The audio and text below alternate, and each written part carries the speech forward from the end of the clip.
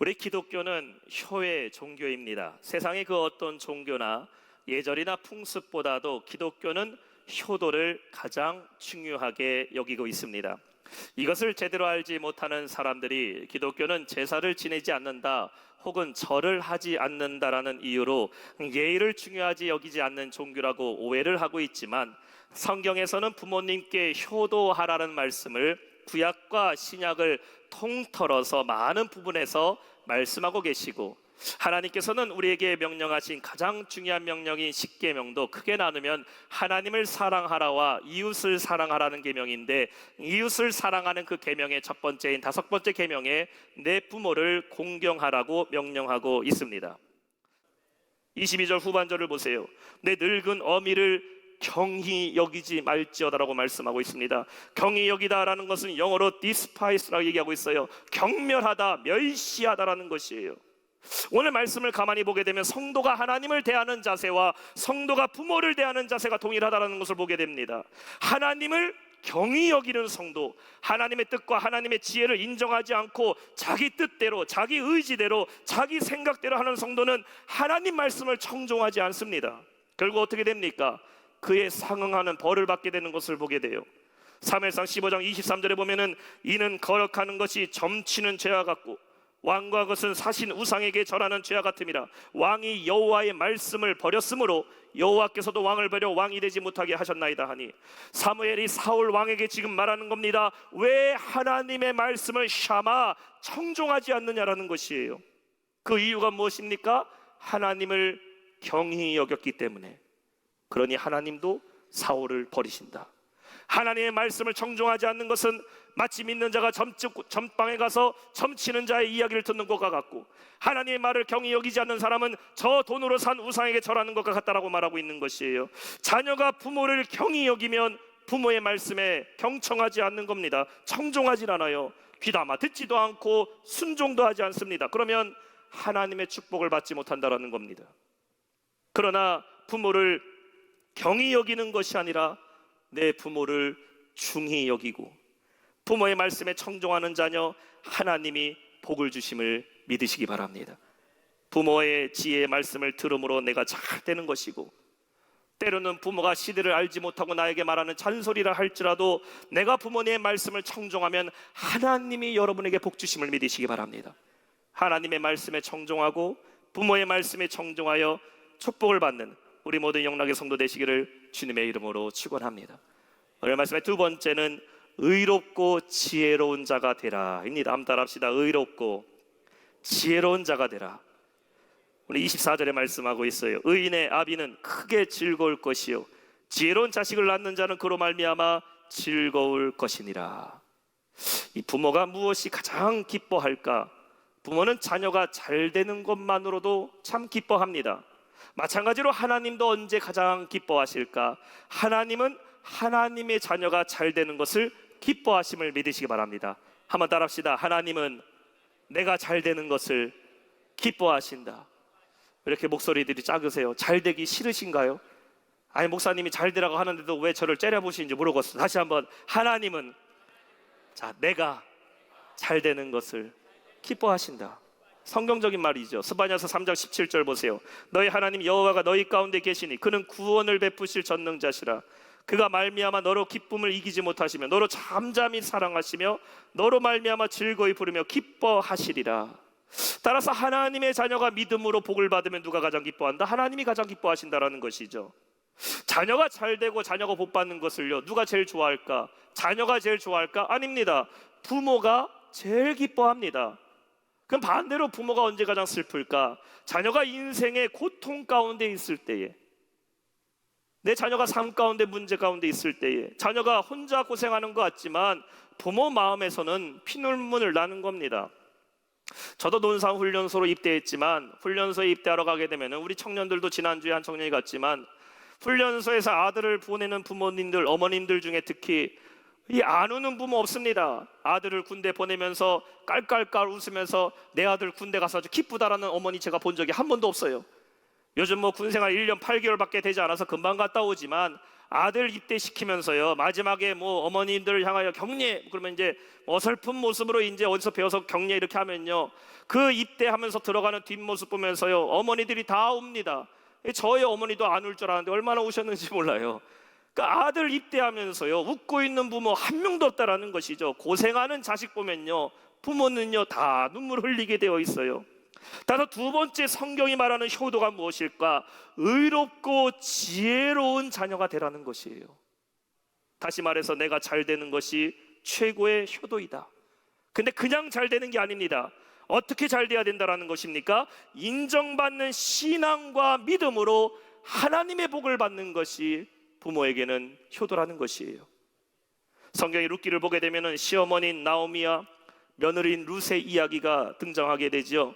나오미의 남편이 죽었어요. 두 아들들도 다 죽게 됩니다. 한 집안에 3명의 과부가 생겨버렸어요.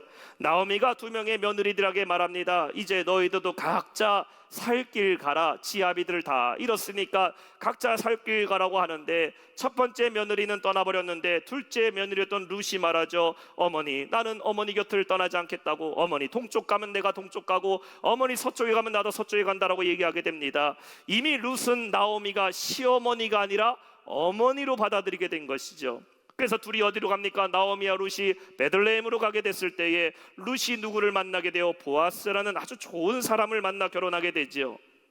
나오미의 입장에서 자기 아들이 죽었어요. 며느리는 두 번째 만날 남자를 만나서 결혼하게 되는데, 나오미가 섭섭해한 것이 아니라 성경을 보게 되니까 오히려 가장 기뻐하고 하나님께 찬양을 올려드린 것을 보게 됩니다. 어머니를 걱정하고 주저하고 있던 오히려 룻에게 말하죠. 너 적극적으로 보아스를 만나라고. 왜냐하면 나오미는 룻이 더 이상 며느리가 아니라 딸로 대했고, 룻도 나오미를 어머니로 대했다라는 것이에요. 사촌이 땅을 사면 배가 아프다고 말하지만 부모는 자기 자식이 땅 사면 제일 기분 좋은 겁니다. 이웃은 내 옆에 있는 이웃이 잘 되면 배 아파하지만 부모는 자녀가 잘 되면 잘 될수록 기뻐한다는 사실을 기억하시기 바랍니다. 따라서 자녀가 잘 되는 것이 무엇이다? 부모에게는 효도라는 것이죠. 이것에 누가 부정할 수 있겠어요? 그렇다면 어떤 자녀가 부모에게 기쁨이 되는 것? 세상에서 말하는 성공한 자녀가 부모에게 기쁨인 것인가? 자식이 돈 많이 벌고 큰 집 사는 것이 부모의 기쁨이 아니라, 오늘 24절에는 분명히 말씀하고 있어요. 의인의 아비는 크게 즐거워할 것이고 지혜로운 자식을 낳은 자는 그로 말미암아 즐거울 것이라. 누가 의인입니까? 의인은 하나님 앞에 인정받는 사람이 의인이에요. 지혜로운 사람은 똑똑한 사람이 아닙니다. 하나님으로부터 지혜를 받은 사람이 지혜로운 자예요. 따라서 부모의 기쁨이 되기 위해서 자녀는 누구로부터 복을 받아야 된다? 올바른 신앙과 올바른 믿음으로 하나님의 축복을 받은 자가 부모의 기쁨이라는 것이죠. 믿는 가정에서 부모님의 기도 제목이 무엇일까? 자녀들이 예수님 잘 믿는 것이 공통된 기도의 제목이에요.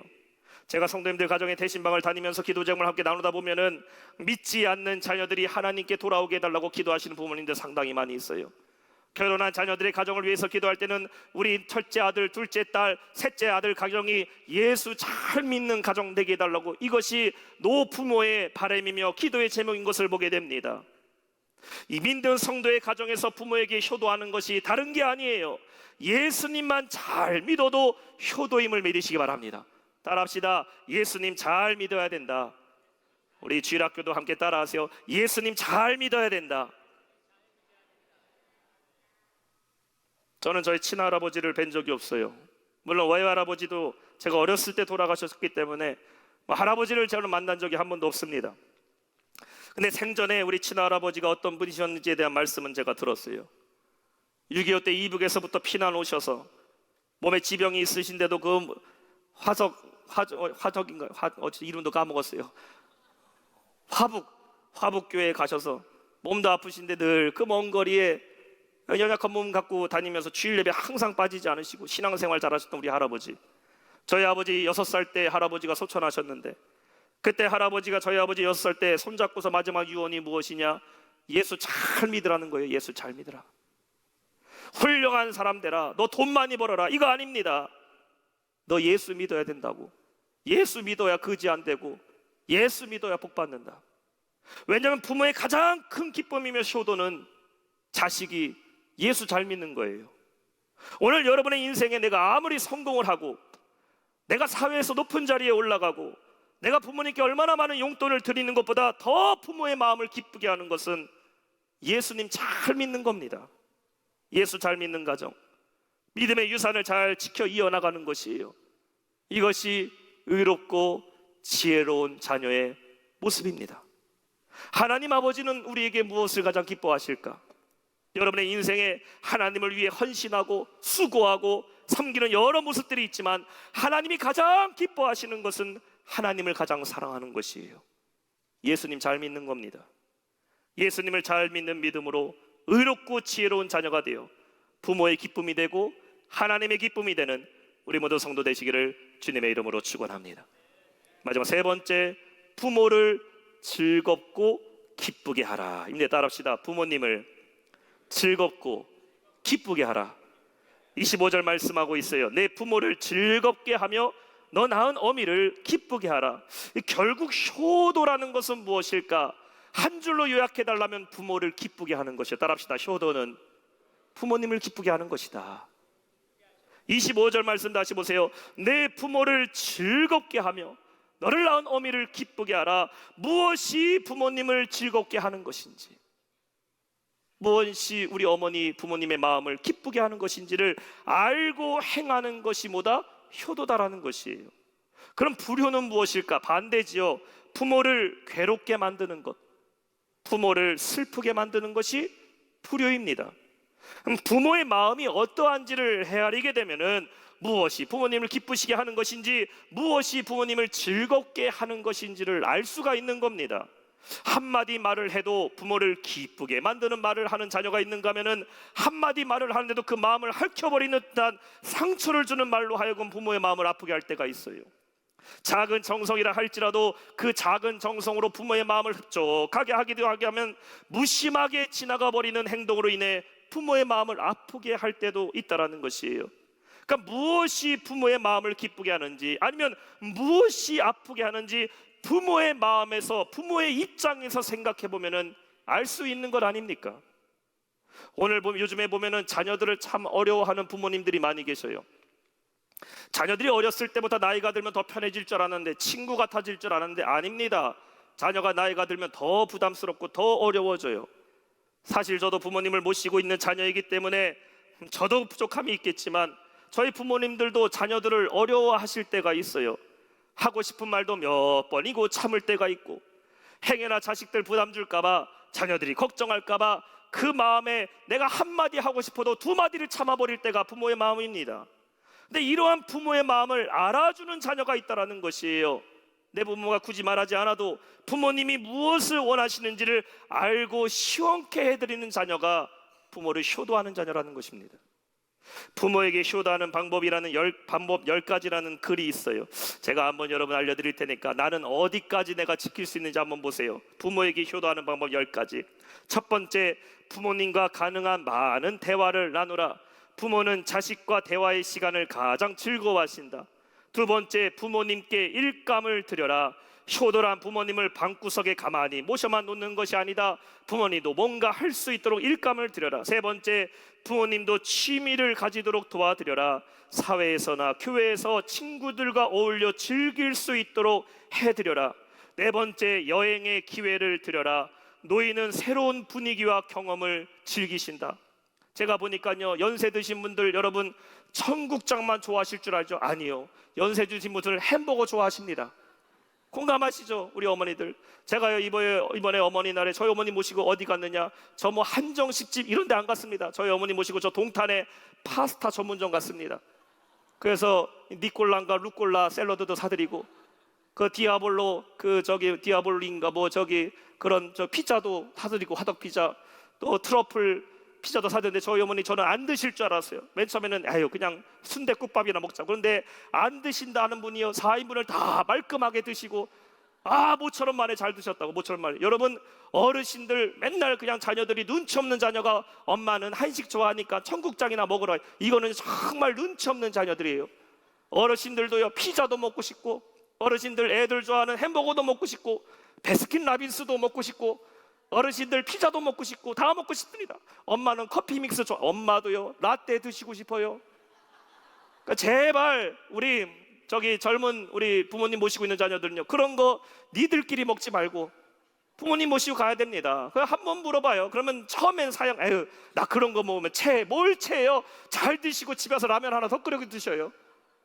그러니까 보면요, 참 어르신들이요 다 새로운 거 하고 싶어요. 좋은 휴대폰도 갖고 싶어 하시고 좋은 옷도 입고 싶어 하고 영화도 보고 싶고, 이게 다 부모님 마음입니다. 이번에 저희가 이제 목요일 날 청남대 시니 어르신들 소풍 갔는데 저에게 어르신들 계셔요. 이렇게 오늘도 예배 오셨는데 우리 80연세 되셨는데 저한테 말씀하시더라고요. 청남대 처음 와보셨다고, 교회에서 이런 데 보니까 얼마나 좋냐고 좋다고 얘기하시는 거 보고서 제가 참 너무 오히려 제가 감사했어요. 교회가 어르신들 모시고 맛있는 식사 대접하고, 청남대 80평생 사시면서 한 번도 못 왔는데 몸이 불편해서 사실 자녀들도요, 몸이 불편한 부모님들 못 모시고 나가요. 엄마는 나가서 걷는 거 싫어하니까, 엄마는 몸이 불편하니까. 아니요, 어르신들요 이번에 다 우리 권사님들 휠체어 끌어들이고 우리 목사님들 같이 휠체어 끌고 청남대 싹 돌아보시면서 그 대통령 거기도 한번 가보시고 다 좋아하십니다. 다 좋아하셔요. 그러니까 자녀들이요 참 부모의 마음을 모를 때가 있어요. 여행의 기회를 드려라. 엄마도 좋은 거 먹고 싶고, 엄마도 요즘 애들 먹는 거 먹고 싶어요. 그러니까 노인들은 새로운 분위기와 경험을 즐기신다라는 것이죠. 다섯 번째, 부모님을 이해하려고 노력해라. 연세가 드시면 기억력도 쇠약해지고 마음도 소심해지고 잔소리도 늘게 되고 공연한 고집도 부릴 때가 있다. 그 이유를 파악해라. 하고 싶은 이야기를 제대로 못하시는 부모님의 마음을 미리 알아드려야 된다. 아주 우리 연세 드신 분들 오늘 속 시원하시죠? 제가 할 말 다 하잖아요. 여섯 번째, 가족끼리 외출할 때 노부모님도 종종 모시고 가도록 노력해라. 어린 자녀들만 데리고 나가는 아들과 며느리에 대해 섭섭함을 가질 때가 있다. 일곱 번째, 집에 손님이 오면 부모님께 먼저 인사드리도록 한 후에 대화를 나누라. 우리 어머니 계셔. 조용히 왔다가 나가야 돼. 이러면 안 돼요. 이러한 예법, 어린 손자들과 손녀들에게 가르치는 것, 누가 오시면 인사도 시켜드리고 같이 다과도 한번 나눠보고 그렇게 해야 된다. 여덟 번째, 사소한 병이라도 나시면 꼭 병원으로 모시고 가라. 연세가 드실수록 생명에 대한 애착, 건강에 대한 근심이 많아진다. 엄마 나이 들면 원래 아픈 거래. 이딴 소리 하지 마시고, 어머니 아프시면 병원 가시라고, 실비들 있으니까 병원 가시라고. 그러니까 연세가 드실수록 생명에 대한 애착, 건강에 대한 근심이 많아져요. 아홉 번째, 매월 일정한 용돈을 드려라. 부모님이 편하게 용돈을 쓰실 수 있도록 부모님의 이름으로 통장이라도 만들어 드리면 더욱 좋아할 것이다. 그러니까 자동이체들 하셔요. 자동이체. 월급 받고 생생대면서 봉투에 그때마다 드리지 마시고, 날짜도 헷갈리면 기다리고 계시니까 아예 그냥 몇 날, 20일 날, 내 월급 들어온 날, 15날에는 아예 그냥 자동이체, 아니면 아예 통장을 만들어 드리는 거. 이거 부모님이 좋아하신다. 부모님은요 말 못합니다. 자녀들한테 돈 달라는 얘기. 자녀가 주기만을 기다리고 계셔요. 열 번째는 뭐냐? 부모님과 영적인 교제를 가져라. 어머니 아버지와 기도를 해드리고, 믿지 않는 부모가 계시면 부모를 위해서 꼭 구원받기 위해서 손잡고 기도하는 것, 내가 믿는 예수님을 증거하고 함께 믿는 예수님을 나누는 것, 부모님과 영적 교제를 갖는 것. 오늘 본문에서 하나님께서는 우리에게 분명하게 명령하고 있어요. 내 부모를 즐겁게 하며 너 낳은 어미를 기쁘게 하라. 이거는 하나님의 명령입니다. 부모 속 썩이는 자녀는 하나님뿐만 아니라 사회에서도 비난을 받아요. 그러나 부모를 기쁘게 하는 자녀는 하나님께서 반드시 복을 주심을 약속하셨음을 믿으시기 바랍니다. 신명기 5장 16절, 너는 내 하나님 여호와께서 명령하신 대로 내 부모를 공경하라. 그리하면 내 하나님 여호와가 내가 준 땅에서 내 생명이 길고 복을 누리리라. 아멘. 먼저는 하나님을 기쁘게 함으로써 하나님이 주신 은혜와 축복을 받는 것이고, 부모를 기쁘게 함으로써 부모에게 효도하는 자녀에게 주시는 그 복을 받는 우리 모든 성도 되시기를 주님의 이름으로 축원합니다. 오늘 말씀 맺겠습니다. 성경은 우리에게 끊임없이 부모를 공경하라고 말씀하고 있어요. 부모님을 공경하는 것은 권면이 아닙니다. 해도 좋고 안 해도 좋고 아니에요. 하나님의 명령입니다. 효도해야 된다라는 것은 누구나 다 알고 있어요. 그러나 효도하는 삶을 살아가는 것은 쉬운 게 아닙니다. 마치 늘 우리가 감사해야 되는 것 알고 있어도 때때로는 감사해야 되는 것을 잊어버리는 것처럼, 사랑해야 되는 것 알고 있으면서도 내 안에 미움이 불쑥불쑥 찾아올 때가 있는 것처럼, 효도해야 되는 것 알면서도 우리는 쉽게 효도를 잊어버리게 돼요. 그러나 감사와 사랑과 효도는 하나님께서 우리에게 주신 명령입니다. 그리고 부모를 즐겁게 하고 효도하는 자에게는 하나님 반드시 복을 주신다고 약속하셨어요. 먼저 부모님 말씀에 청종하세요. 어떤 말씀 하시든지 간에 시대에 뒤떨어지는 말씀 하실 때도 있고 내 처한 상황을 모르고 말씀하실 때도 있지만 일단 들어보세요. 그러면 하나님이 청종하는 자녀에게 복을 주심을 믿으시기 바랍니다. 그리고 하나님 앞에 의롭고 지혜로운 자녀가 되어야 됩니다. 믿음의 부모의 소원은 자녀를 예수님 잘 믿는 겁니다. 다른 거 없어요. 그러나 예수님만 잘 믿으면 복 받는 것이고, 예수님만 잘 믿으면 그것이 가장 큰 효도임을 기억하시기 바랍니다. 믿지 않는 부모에게는 그리스도를 전하고, 믿는 부모님께는 예수 잘 믿는 가정, 예수 잘 믿는 자녀로 살아감으로써 하나님이 주시는 축복받는 성도가 되시기를 축원합니다. 그리고 마지막으로 부모의 기쁨이 되세요. 기쁨이 되는 자녀가 효도입니다. 부모를 즐겁게 하고 어머니를 기쁘게 할 때에 하나님 우리의 순종을 통해 기뻐하시고 복을 주실 줄 믿습니다. 내 부모를 즐겁게 하는 말씀에 순종하여 하나님을 섬기고 부모를 섬김으로 복을 받는 우리 모든 성도 되시기를 주님의 이름으로 축원합니다.